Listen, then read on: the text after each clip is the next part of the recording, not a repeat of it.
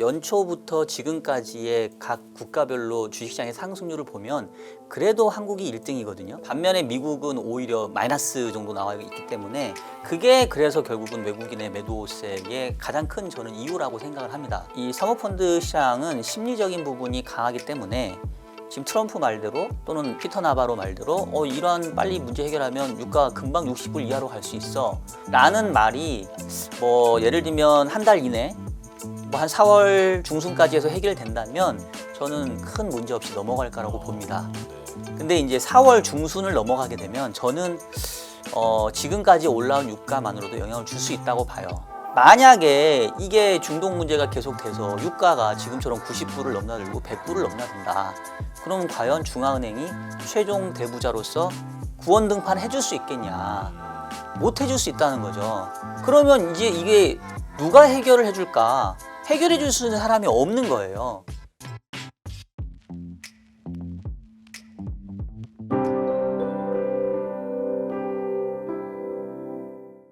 박종현 IBK 연금보험 증권운용부장과 함께하겠습니다. 어서 오십시오. 네, 안녕하세요. 어서 오세요. 네. 네. 아유, 일요일까지. 부장님 나와주셨잖아요. 네, 예. 그러니까 네. 이게 뭐 전쟁이라 난리라 네. 뭐 저희도 전시 상황이라 맞습니다. 예. 하셔가지고 또 이렇게 오늘 얘기를 박사님 뵈면 너무 좋아가지고 웃음이 나오는데 네네. 아니 좋은 일로 모셔야 되는데 그러니까요. 이렇게 긴급 방송을 해서 이제 모시게 돼서 좀 안타까운 상황은 마음이 매우 있네요. 네. 무겁습니다. 상황은 엄중하지만 그래도 박사님의 의견이 또 소중하니까요. 아유, 네. 네.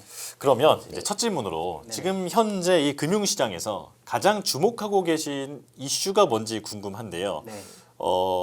그냥 이제 미리 한번 정리해서 말씀드리면 겉으로는 다 중동 이슈가 트리거다. 네네. 그게 해결되면 문제가 해결될 것 같이 얘기를 하지만 네. 사실은 그 뒤에 보면 뭐 본질적으로 그런 뭐 사모 신용 리스크라든지 여러 가지가 숨어 있다. 네. 그래서 이제 부장님께서는 시장을 오래 보신 입장으로 지금 가장 어디에 주목하고 계십니까? 일단 사실 저도 뭐 새로운 거에 주목하고 있는 건 아니고 지금 다들 얘기하는 이제 중동 문제, 그다음에 사모펀드의 불안 그 두 개를 보는데 사실은 이 요인들이 각각 발생했다고 하면 저는 그냥 충분히 현재 경제나 시장 상황에서 이렇게 소화될 만한 재료일 것 같아요. 근데 이제 제가 우려하는 거는 이들이 동시다발적으로 생겼었을 때 어떠한 부정적인 시너지를 낼 수 있을 거냐. 이제 이거에 사실은 제가 좀 걱정하는 부분이고 오늘도 이제 제목에 제가 다뤄놓은 게 이런 사모펀드의 불안이 유지되는 가운데 유가 상승세까지 지속이 돼서 얘가 결합이 되면 이제 상당히 많은 좀 우리가 생각하지 못했던 부정적인 효과들이 날 수 있다. 그래서 각각의 변수로 봤었을 때는 별건 아닌 것 같지만 합쳐지면 무서운 변수가 될 수 있다. 이제 이런 쪽을 오늘 좀 말씀을 드리고 싶을 것 같아요. 예. 저 오늘 박사님을 너무 기다렸는데요. 네네. 지금 말씀해주신 이 사모펀드의 불안 그리고 중동 리스크로 인한 유가 상승 네. 결국에는 물가 상승이 그렇죠. 나중에 미국 경제와 또 박사님 채권 베스트 애널리스트를 굉장히 오래 하셨는데 네. 미국 국채 금리 안 그래도 불안하고 요즘 장기 금리가 난리인데 네. 요거 대체 어떻게 되느냐가 오늘 저는 꼭 듣고 싶은 네. 답변입니다. 자료를 가지고 오셨으니까요. 네네. 자료 보면서 설명해 주시면 좋을 것 같은데요.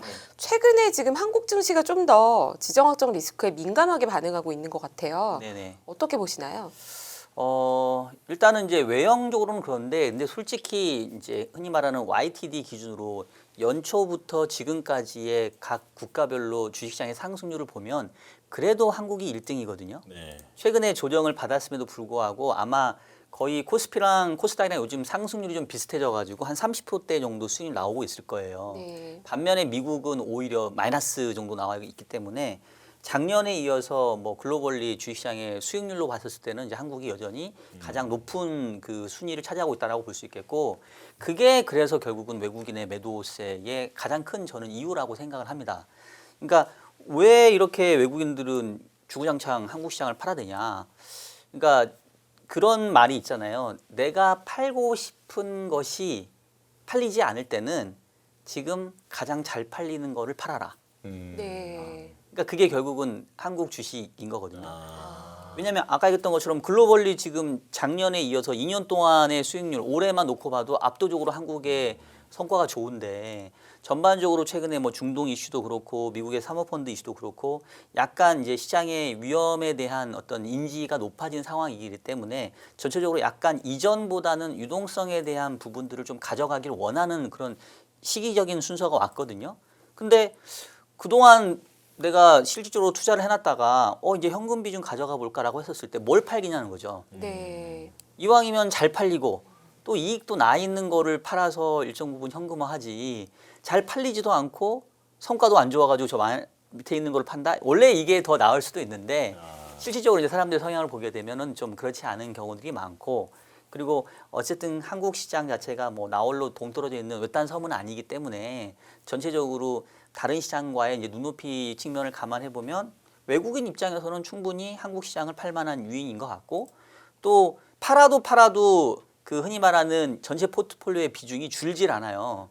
왜냐하면 한국 시장이 계속 좋아지니까. 네. 네. 그래서 아마도 외국인 입장에서는 그냥 한국을 언더웨이트 하지 않고 비중 정도, 그러니까 벤치마크 수준만 맞췄어도 지금처럼 이렇게 파는 그런 그림이 나왔었지 않았을까.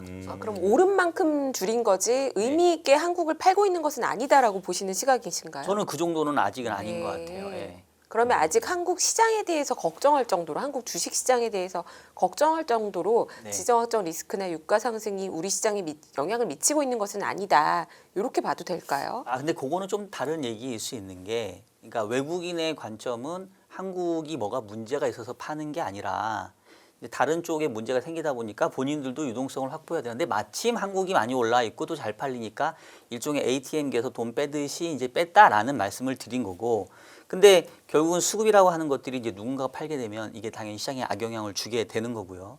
그리고 이제 거꾸로 외국인들이 팔고 나간 자리를 이제 개인 투자자들이 이제 지금 메꾼 거잖아요. 네. 그러면 이제 개인 투자자들 입장에서는 그동안에는 사실은 이제 매수 단가가 상당히 좋은 측면이었는데 어쨌든 간에 고점 대비 주가가 빠져 있기 때문에 조금 매수 단가가 이제 높아져 있었을 가능성이 있고, 그리고 아무래도 이제 기관보다는 조금 더 이렇게 뭐 민감하게 움직일 수 있는 자금이기 때문에 여기서 향후 시장 상황이 좀 안 좋아지게 되면 지금 들어와 있던 개인들이 또 이탈하게 됐었을 때 시장이 또 충격을 받을 수 있는 부분은 있죠. 그래서 이게 완전히 별개의 요인은 아닌 것 같고, 결론적으로 현재 문제가 되고 있는 이 글로벌 이슈거리들, 중동 불안, 또 미국의 사모펀드 이슈, 얘가 단기에 그칠 거냐, 이제 아니면 장기화될 거냐, 이제 그거에 따라서 우리나라도 영향을 많이 받지 않을까라는 생각이 듭니다.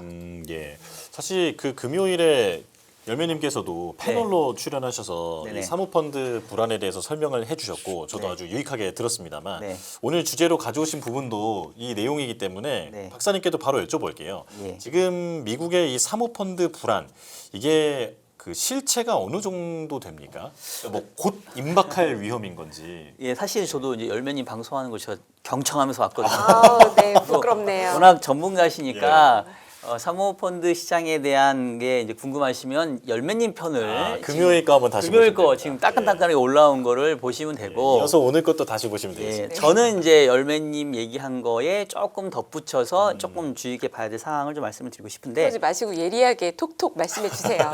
네. 일단은 그 데이터 한번 좀 보여드리면 글로벌 사모 신용 시장의 이제 시장 규모 추이를 이제 추정한 건데, 여기 보시면은 25년도 작년 기준으로 한 2조 2,800억 달러 정도였다 하더라고요. 이거를 이제 원화로 환산해 보면 한 3,300조 이 정도 시장 수준이고, 이게 이제 계속 커가는 시장이거든요. 그리고 사실은 이 사모펀드 시장에 대해서 몇 개월 전부터 계속 워닝 시그널이 있었고, 대표적이었던 게 그 리사 쿡 이사라고 하는 네. 연준의 그 한때 트럼프한테 이렇게 밑보여가지고 처벌받을 뻔했던. 맞아요. 잘리려고 했다가 이제 다시 기사회생으로 나왔는데, 이제 그분이 우리 연준 내의 분석에 의하면 이 사모 대출 시장이 거의 한 4, 5년 만에 뭐 4, 5배 정도 컸는데, 이게 이렇게 정도 커지면 뭔가 좀 버블이나 이런 것들이 좀 우려될 수 있다라는 얘기들을 몇 개월 전에 이미 했었어요. 그래서 네. 한참 좀 이슈가 됐다가 수면 아래로 잠복했다가 지금 다시 얘기가 나오고 있는 건데,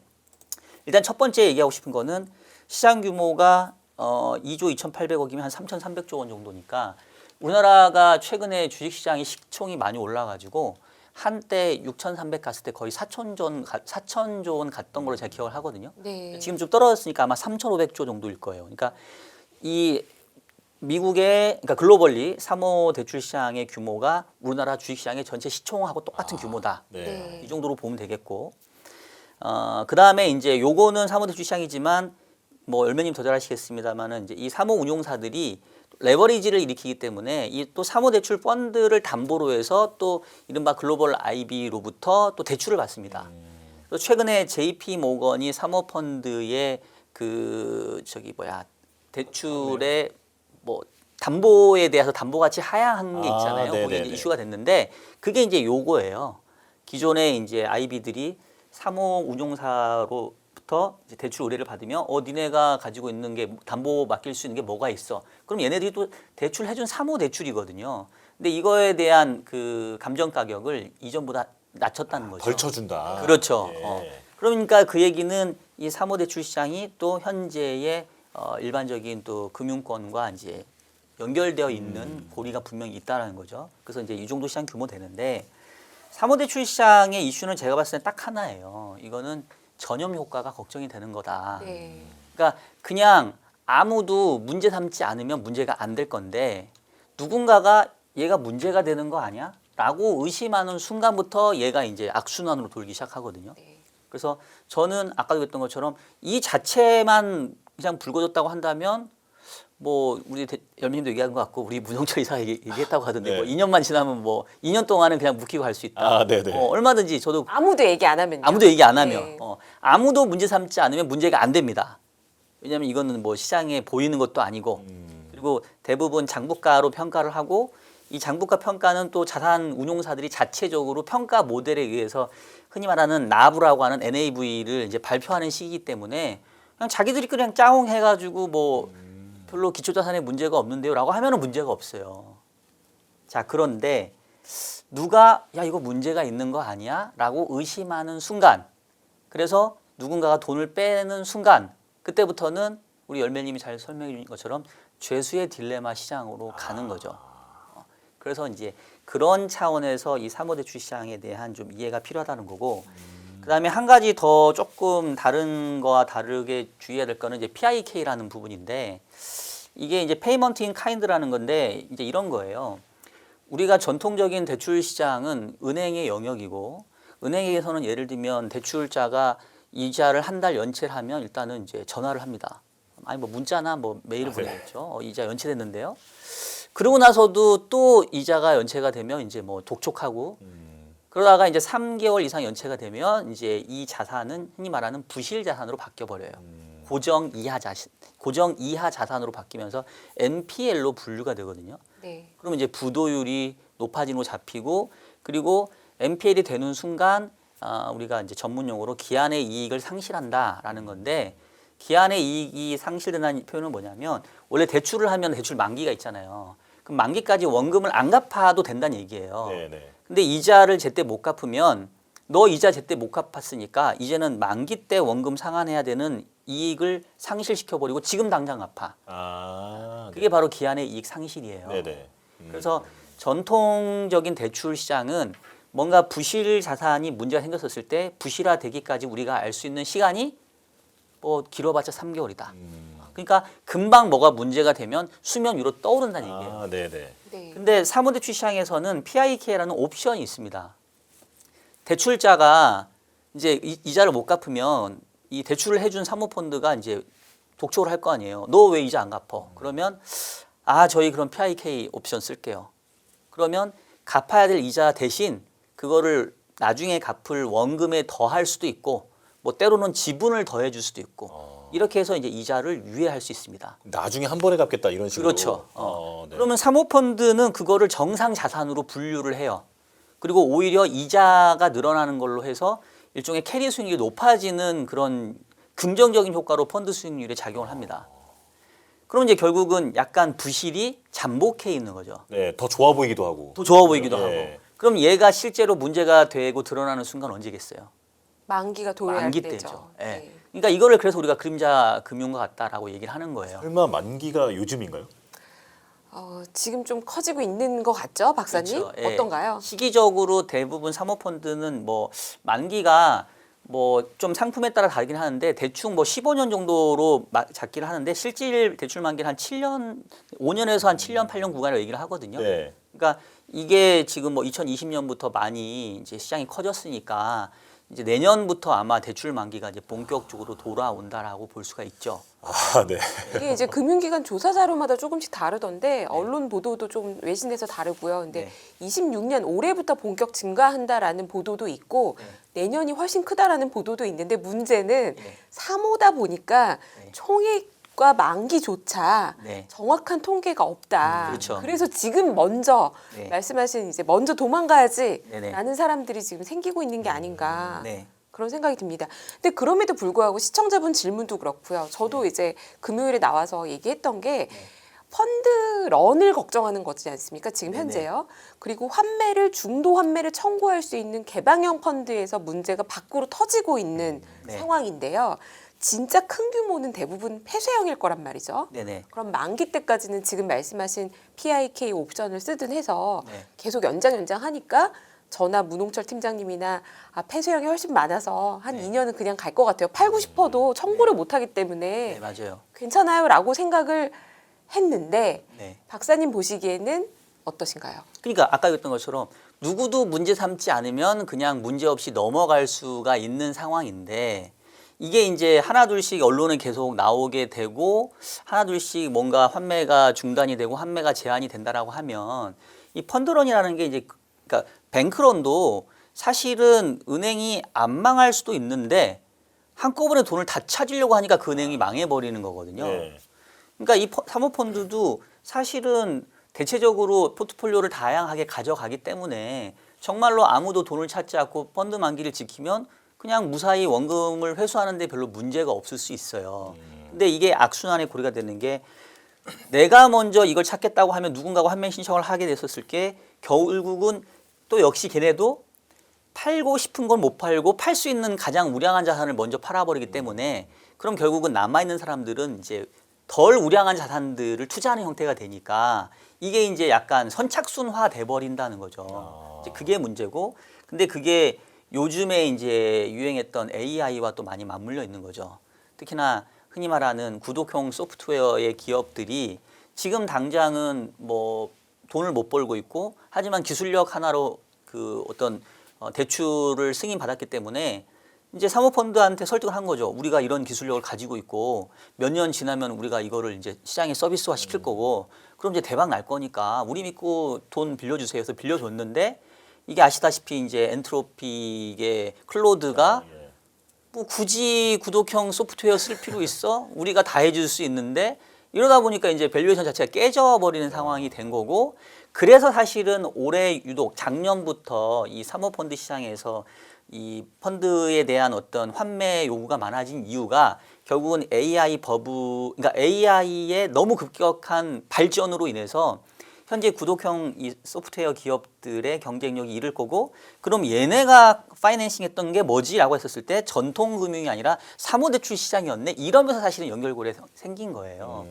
그래서 일단은 약간 좀 어딘가에서 지금 불씨는 붙어진 거는 틀림이 없고 이게 이제 어느 정도 수준에서 이제 마무리될 거냐인데 이게 아까 그랬던 것처럼 그냥 다른 시장이 좋고 뭐 흔히 말해서 글로벌 유동성 풍부하고 연준이 금리도 내려주고 있고 이러면은 이제 그냥 묻어질 수 있는데 이제 제가 오늘은 이제 주로 이 사모 대출 시장은 열매님께서 많이 얘기하셨으니까 이제 저는 이게 유가와 왜 연관이 되느냐 네. 이 얘기를 할 건데 제목부터가 그거잖아요. 예. 네, 지금 이런 불안이 있는 상황에서 예. 유가까지 오르면 어떻게 될 것인가? 그러니까 결국은 뭐냐면 항상 모든 금융 위기나 시스템 문제가 발생하면 결국은 어떻게 귀결되냐면 에휴 중앙은행이 해주겠지 뭐 네.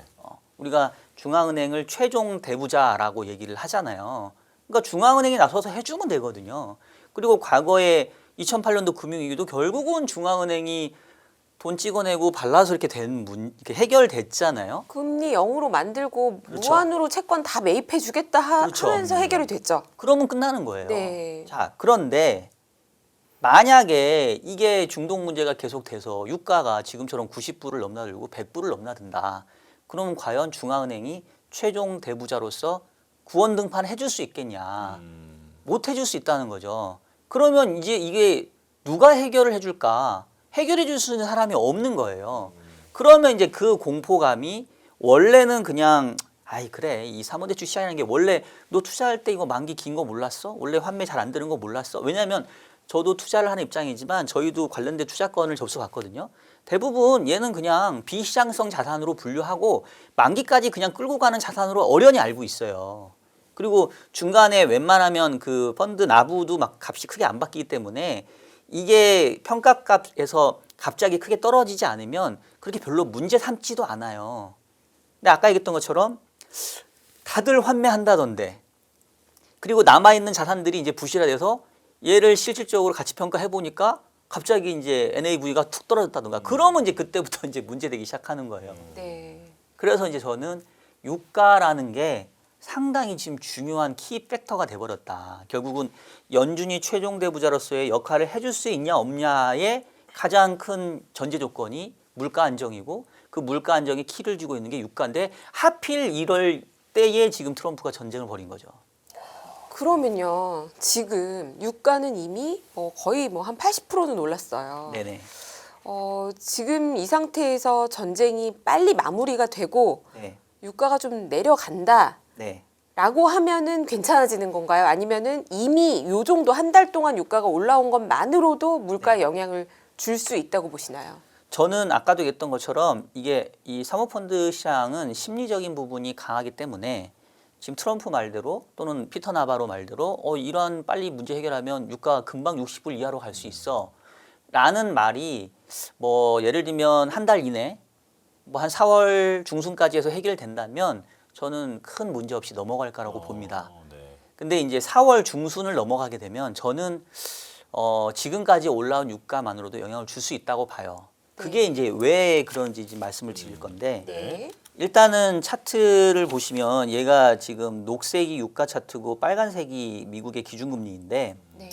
지금 유가 같은 경우에는 트럼프가 뭐 되게 오래된 것 같지만 트럼프가 지금 그 취임한 지가 작년 1월 20일이거든요. 1년 좀 넘었죠. 1년밖에 예. 1년 살짝밖에 안 넘었는데 그때 유가가 얼마였냐면 대략 한 78불, 80불 정도 됐었습니다. 그래서 그 이후로 유가가 쭉 떨어지고 있었어요. 50불대까지 갔어요. 근데 지금 보시면 유가가 지금 뭐 90불 후반 아마 금요일장이 반영이 안 됐으니까 주말에 또 공습했으니까 이란의 그 핵심 석유시설 있는 근접을 군사시설만 공격했지만 하르그섬. 예, 하르그섬을 공격했으니까 아마 월요일 날 저는 유가가 100불 넘어갈 것 같긴 하거든요. 네. 그러면 이제 이른바 기저효과를 생각해 보면 작년에 이 WTI 기준으로 연평균 유가가 한 65불에서 한 70불 정도 됐습니다. 근데 지금 이제 100불 넘어가잖아요. 그러면 유가의 상승률만 계산해 보면 거의 한 80% 나와요. 네. 그리고 지금 요게 이제 제가 나름대로 이제 미국의 물가 상승률을 추정하는 이제 제 모델로 이렇게 시뮬레이션 해본 건데 네. 요 아래에 있는 게 그 미국의 소비자 물가 상승률인데 얘는 유가가 올라가기 전 기준, 그러니까 대략 한 60불 정도 수준을 유지한다라고 한다면 기저효과 때문이라도 지금 4월 달부터 한 4, 5, 6, 2, 4분기에는 소비자 물가 상승률이 올라가는 구간에 놓여지게 됩니다. 네. 왜냐하면 지금 작년 한 9월, 10월부터 이 CPI 상승률이 3%에서 고점을 찍고 쭉 내려와서 최근에 2.4까지 떨어졌거든요. 근데 이거는 유가의 궤적하고 거의 비슷해요. 유가가 그래도 작년 그까지는 좀 계속 떨어지는 흐름이었으니까 전쟁 이전까지도 계속 떨어지는 흐름이었으니까. 근데 작년 2, 4분기에 유가가 상당히 낮았었기 때문에 현재 60불, 65불 그러니까 전쟁 이전에 60불, 65불의 유가만 나와도 이 소비자 물가 상승률은 기저효과 때문에 반등을 하려는 그런 그림이 나올 수밖에 없거든요. 근데 여기에 대고 만약에 유가가 90불 정도 수준에서 연말까지 간다. 내지는 2, 4분기에 이른다고 하면 요 기울기를 이렇게 끌어올려야 됩니다. 네. 그러면 지금 그 지난주에 미국의 그 CPI는 이어 온 이어 기준으로 2.4%가 나왔잖아요. 네. 지금 2월 물가가 그랬죠.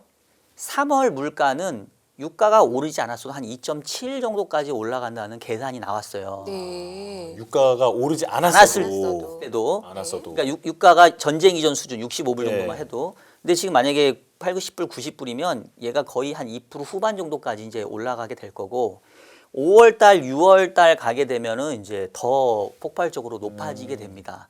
그래서 제가 아까 4월 중순이라는 말을 넌지시 꺼낸 이유가 3월 달 유가까지는 그러니까 물가까지는 그래도 그런대로 3% 이하에 있으니까 그냥 뭐 잠깐 높아지겠지라고 그냥 묻어갈 수 있는데 계속해서 4월 달, 5월 달, 6월 달까지도 유가가 현재의 90불 이상에서 안착을 해버리면 그러면 이제 헤드라인 CPI는 3%를 넘어가게 될 거예요.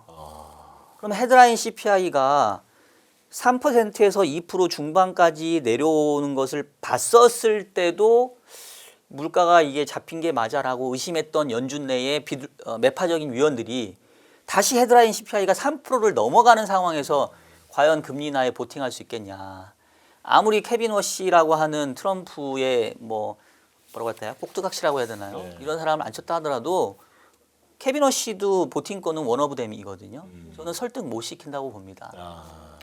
그러면요, 박사님, 지금 미국의 국채금리 상승이 네. 이런 유가 상승으로 초래되는 물가 상승을 우려를 반영하고 있는 건지 네. 아니면 다른 이유, 어떤 문제가 있는 건지 이런 질문도 있으시거든요. 예를 들면 지금 미국만이 아니라 세계적으로 네. 각국의 주요국의 국채금리가 다 같이 좀 올라온단 말이죠. 네. 이게 그냥 지정학적 리스크라면 전쟁이 완화됐을 때 좀 내려갈 수 있겠지만 그게 아니라 어떤 다른 요인이 있다면 얘기가 달라질 수도 있잖아요. 어떻게 네. 보십니까? 그게 세 가지인데 네. 잠깐 저희 몇 분까지죠? 제가 시간을 앞으로 체크하고 한 13분 남았습니다. 13분. 네, 빨리빨리 얘기하겠습니다. 네. 일단 기본적으로 각국 주요국들이 경쟁적인 재정 확대를 썼기 때문에 그게 계속 국채 금리를 높게 올리고 있었고 미국은 이제 트럼프가 OBBA 정책을 펼쳤고 일본은 다카이치 사나이가 들어서면서 또 확장 재정을 했고 사실 우리나라도 뭐 거기에서는 크게 다르진 않잖아요. 네. 그래서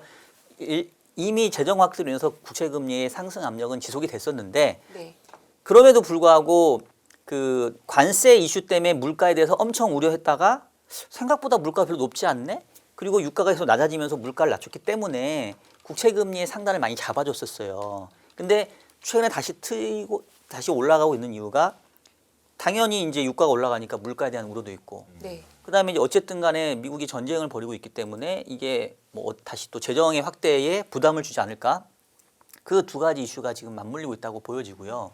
최근에 미국 금리가 한 10년짜리 기준으로 4.2 정도까지 올라왔는데 저는 좀 걱정스러운 거는 미국의 헤드라인 CPI가 3% 넘어갈 수도 있다라는 거에 대해서는 얘기하는 사람 한 명도 못 들었거든요. 네. 그래서 제가 이 얘기를 할까 말까 저는 고민이 됐는데 해주셔야죠 이제. 예, 아마도 이제 그 예상들이 나오기 시작하면 뭐 이 부분들이 채권 시장에는 저는 아직 충분히 반영되지 않았을까라는 생각이 듭니다. 오히려 지금 미국의 고용 쇼크 숫자를 보면서 네. 미국의 경기 침체가 오고 있는데 이게 물가가 뭐 얼마나 올라가겠냐라는 얘기도 있잖아요. 요건 어떻게 보십니까? 그러니까 결국은 이제 흔히 말하는 스태그플레이션과 비슷한 상황인데 그 과거 연준의 역사를 보면 경기 침체와 물가의 급등이 같이 왔었을 때 연준은 물가 안정에 방점을 찍습니다. 아 그래요.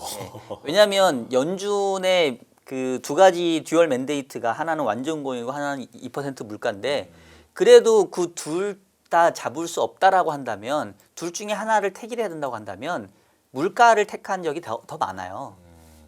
뭐 실질적으로 2022년도에 미 연준이 금리 인상을 뭐 자이언트 스텝 할 때도 보면 막 그렇게 경기가 그렇게 막 좋지는 않았거든요. 네. 근데 이제 미국 물가가 당시에 9% 고점 찍고 하니까 뭐 경기는 뭐 우리가 할 수 있는 영역은 아닌 것 같고 어쨌든 중앙은행의 제일 덕목은 어쨌든 물가니까 물가 쪽에 더 방점을 찍을 수밖에 없다고 봅니다. 그래서 저는 이제 분명히 이번 주에 FOMC가 있는데 도전적인 상황이죠. 왜냐하면 분명히 미국의 고용 시장도 악화되고 있는 거는 사실이거든요. 근데 이거와 물가가 다시 3%를 상향 이탈한다고 했었을 때 연준 내에서 어느 쪽에 방점을 줄 거냐. 저는 매파 쪽에 훨씬 더 무게중심이 쏠릴 수밖에 없다라고 생각이 돼요. 이걸 간단한 질문인데 트럼프도 알겠죠?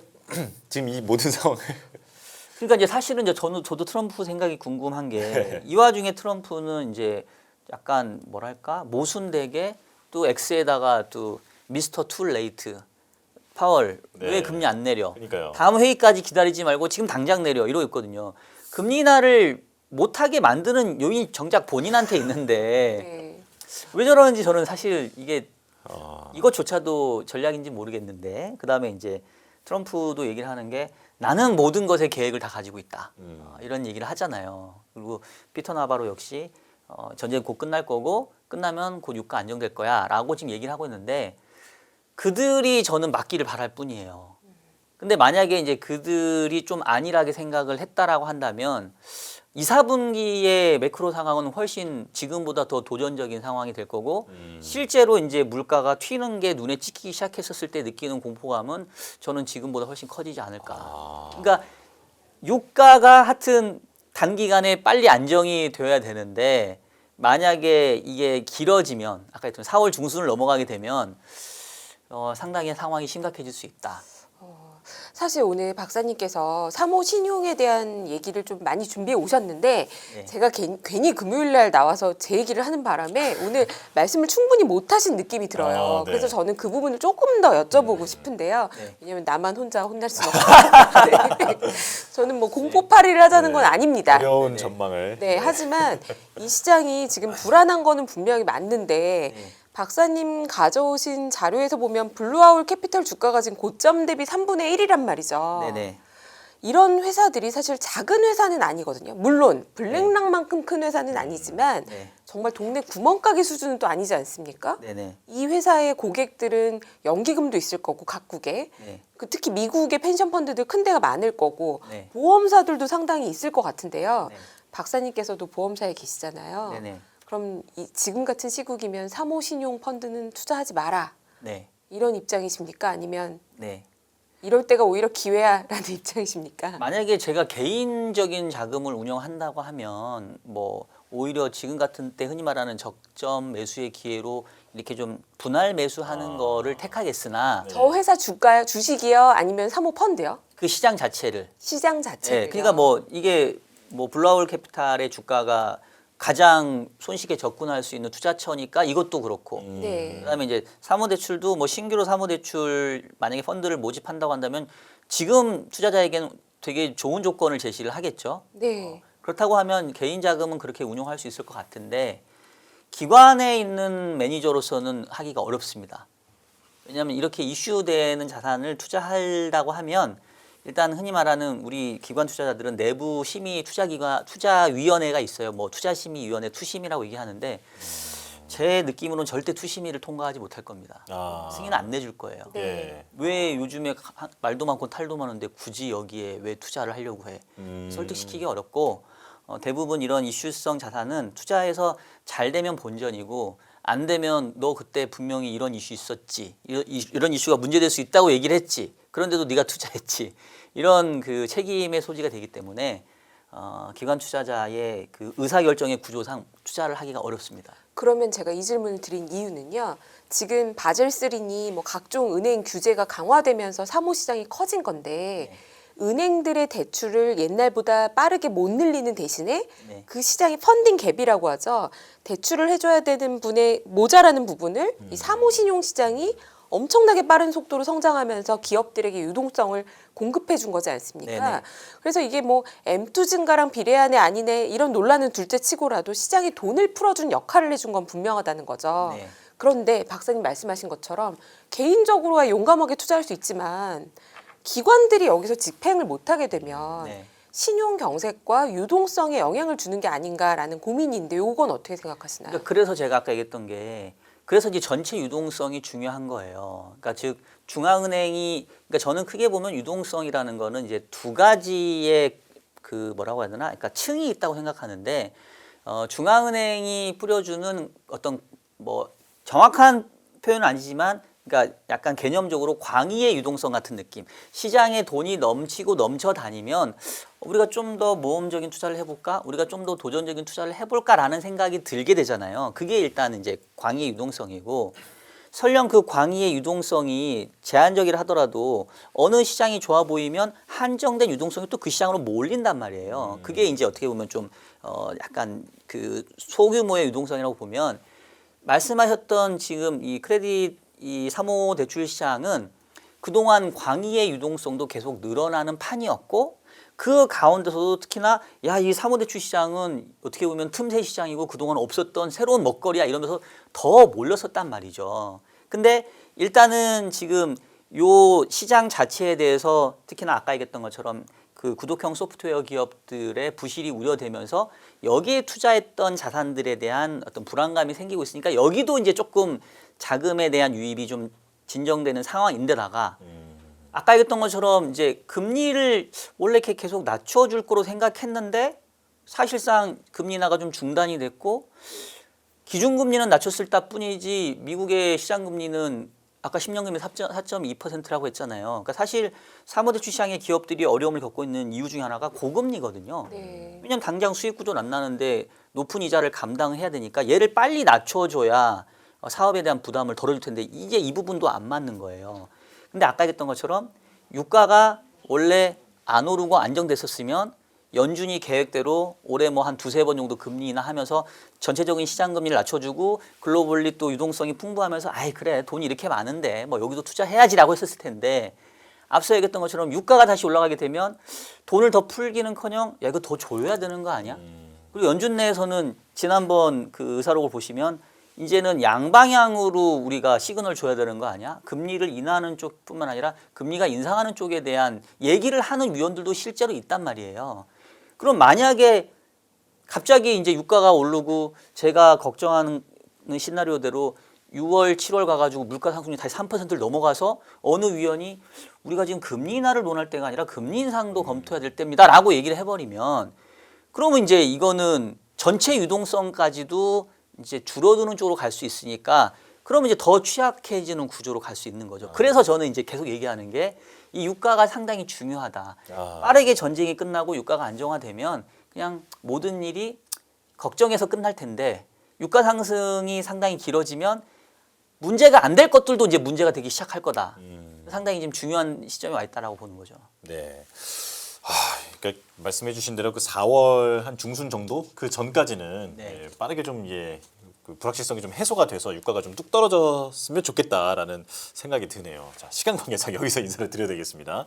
자, 박정현 IBK 연금보험 증권운용부장과 함께했습니다. 고맙습니다. 네, 고맙습니다. 고맙습니다.